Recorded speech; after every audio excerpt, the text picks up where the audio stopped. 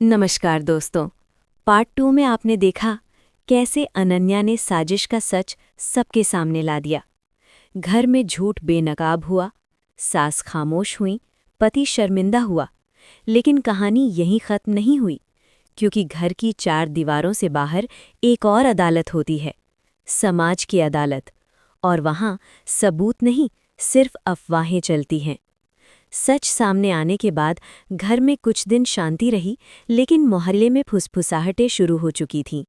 बहू ने सास को बदनाम कर दिया, आजकल की लड़कियां घर तोड़ देती हैं, इतना भी क्या आत्मसम्मान। अनन्या समझ गई, अब लड़ाई घर की नहीं, इज्जत की है। रविवार को पूरे खानदान की मीटिंग बुलाई गई। ड्राइंग रूम में बुजुर्ग, चाचा, ताई, मामा सब बैठे थे। अनन्या और राघव सामने। एक बुजुर्ग बोले, बेटी, घर की बातें बाहर नहीं ले जाते। अनन्या ने शांत आवाज में कहा, मैं बाहर नहीं ले गई, झूठ बाहर गया था। कमरे में सन्नाटा। तभी एक रिश्तेदार बोली, बहू, अगर इतना ही मुश्किल था तो घर छोड़ देती। ये शब्द तीर की तरह लगे। अनन्या ने पहली बार ऊंची आवाज में कहा, घर छोड़ना आसान है, सोच बदलना मुश्किल। मैं भागने नहीं आई थी। उसी रात अनन्या ने राघव से कहा, मुझे कुछ दिन अलग रहना है। राघव डर गया, तुम घर छोड़ दोगी? अनन्या बोली, घर नहीं, बस दूरी चाहिए, ताकि सब सोच सके। अनन्या ने पास ही एक छोटा फ्लैट किराए पर लिया।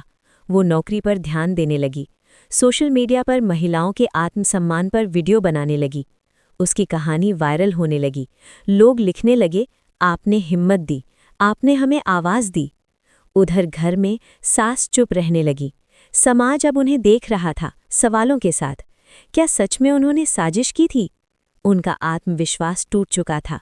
एक दिन अनन्या को लीगल नोटिस मिला। सास ने मानहानि का केस कर दिया था।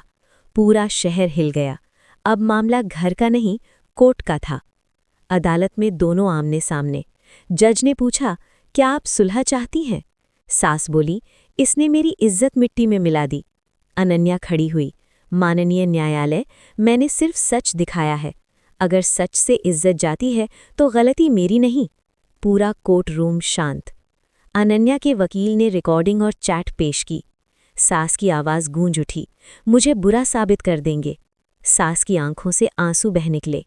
जज ने कहा, घर के विवाद को अदालत तक लाना दुर्भाग्यपूर्ण है, लेकिन सच को दबाया नहीं जा सकता। केस खारिज, अनन्या निर्दोष। कोर्ट के बाहर सास पहली बार टूटी हुई दिखी। उन्होंने धीरे से कहा, मैं हार गई। अनन्या ने जवाब दिया, आप हारी नहीं, बस सच जीत गया। राघव ने पूछा, क्या तुम वापस चलोगी? अनन्या ने लंबी सांस ली, मैं वापस जाऊंगी, अगर घर बदलेगा। कुछ महीनों बाद वो वापस आई, लेकिन इस बार शर्तों के साथ। बराबरी, सम्मान, कोई अपमान नहीं। और सबसे बड़ी शर्त, अगर फिर कभी मुझे बेशर्म कहा गया तो मैं चुप नहीं रहूंगी। धीरे धीरे लोगों ने कहना शुरू किया, वो बहू बेशर्म नहीं थी, वो बहादुर थी। नाम वही रहा, पर मतलब बदल गया। दोस्तों, हर औरत जो चुप नहीं रहती, उसे पहले बेशर्म कहा जाता है, लेकिन इतिहास गवाह है, उसी आवाज़ से बदलाव आता है। अगर आपको ये पार्ट 3 पसंद आया हो तो कमेंट में लिखिए, बेशर्म नहीं, बहादुर। और बताइए, क्या अनन्या को अलग ही रहना चाहिए था या वापस जाना सही था?